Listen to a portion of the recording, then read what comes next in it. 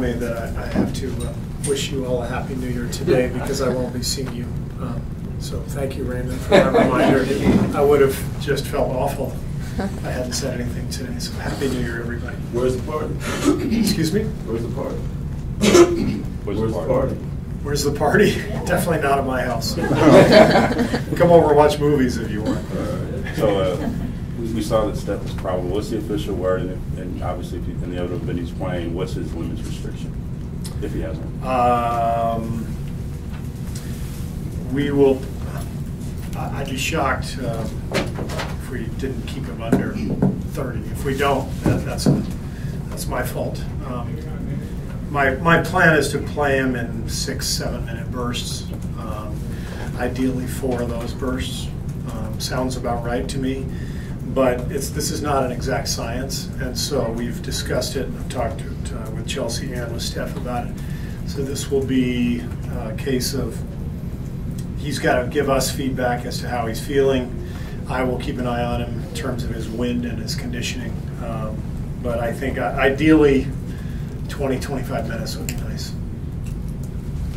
Hey, Steve, on that point, I mean, obviously a game is much different, but what's been your assessment of how his conditioning has looked as he's been making this progress? Well, he looks great, but he hasn't played in an NBA basketball game, which is totally different than guarding Willie Green in a 3-on-3 scrimmage. Nothing against Willie.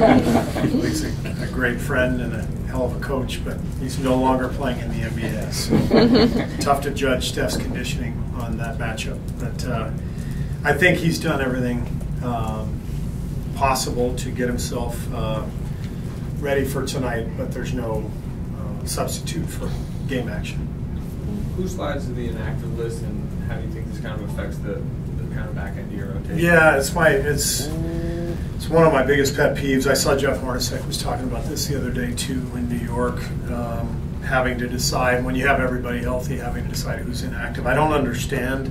Actually, I do understand. I think the league needs the seats. They don't want. They want 13 players rather than 15, so they can.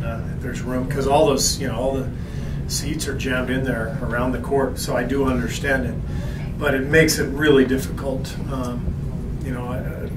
for the players themselves to not be active when they're perfectly healthy. And if it's the seats, I can tell 2 guys to sit on the floor. That's we can figure that out. But we'll see if Omri's going to go tonight. Everything depends on whether Omri plays. If he doesn't play, then we won't have anybody inactive, obviously. Steve, in the absence of Steph, obviously you guys had to make some adjustments, but by the numbers, it looks like a lot of the adjustments has come on the defensive end of the floor. Is there a couple of specifics that you've identified or where you saw your team maybe turn things up a notch or two in those categories that have led to those numbers? I think more than anything, it's the fear of playing without Steph Curry. Just the natural reaction of our players to understand. All right, we don't have Steph. We've got to buckle down. And when your focus is a little bit better and your competitive desire is there, then you're gonna play a little better defensively. We're going to discount last night because for whatever reason that didn't carry over to last night. But for the most part, since he's been out, our defense has been great. And it's not anything strategic. It's just we had to do what we had to do to win games. Steve, I know you want your guys to be unselfish, but you've got a few guys clearly last week games are turning down shots. McCaw, maybe Andre. Do you ever say, you got to shoot that ball? Do you ever tell them if the shot's there, just take it? I tell Patrick that. We talk to Patrick. As a young player, we're always trying to help Patrick along, and Loon and Jordan, and so we're constantly passing on tips. Like, hey, this is a case where you need to shoot it because it's the play it calls for. I don't always say something to him, but I do periodically. I don't say much of anything to Andre. Andre, he knows how to play. He knows what he's doing, and he'll be fine. I don't worry about Andre. Do you think in the long run, in the playoffs, that this 11-game long rest will benefit Steph? I do. Given the comprehensive 4-year run in terms of going deep into the playoffs, the last 3, and then hopefully again this year. A little rest here and there does not hurt, both physically and mentally and emotionally.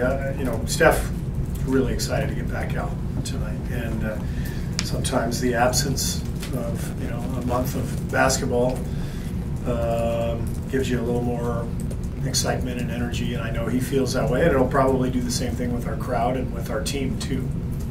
Steve, I don't know if you're a big Instagram guy, but Steph had a Billy Madison back to school video. Did you see that? I did not. My wife is on Instagram and I'm not, so usually if there's something like that she'll show me, but we have not had a chance to collaborate on the Instagram front tonight, so I haven't seen it, but I'm sure it's funny knowing Steph.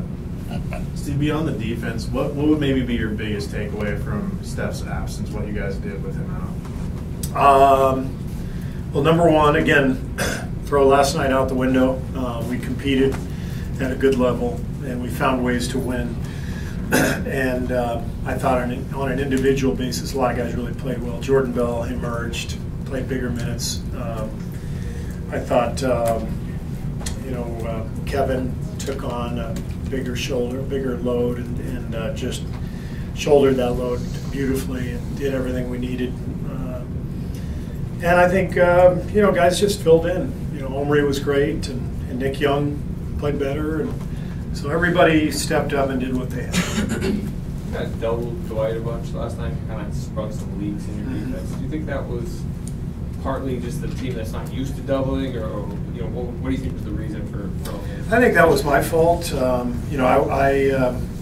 like to double selectively, and certain areas that are more vulnerable than others, and I don't think I communicated that well enough last night to our guys in terms of when to go and when not to. So that was not good coaching on my part. But we there were a couple times early in the first half where we didn't go when we should have, and then several in the second half when we did go when we shouldn't have. So we were a little confused in our coverages, and that's up to me and my staff.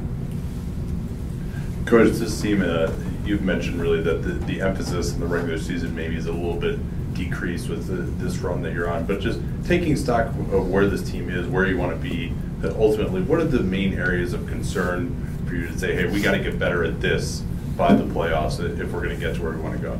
I'm always going to start out with the turnover battle, the possession battle. We have to get more possessions than our opponent. We don't have to, but when we do, we're really hard to beat. And when we don't, then we're vulnerable, like last night showed. They got offensive rebounds, free throws. They went to the line 34 times, I think, which meant they were setting their defense up. We went to the line 12 or 14 or something. We turned it over 6-7 more times than they did, I believe. So that's the main area of concern, and that encompasses taking care of the ball, boxing out, fouling. So there you have it. From the outside, it looks like JaVale's minutes have decreased over the past few weeks. Any rhyme or reason to that?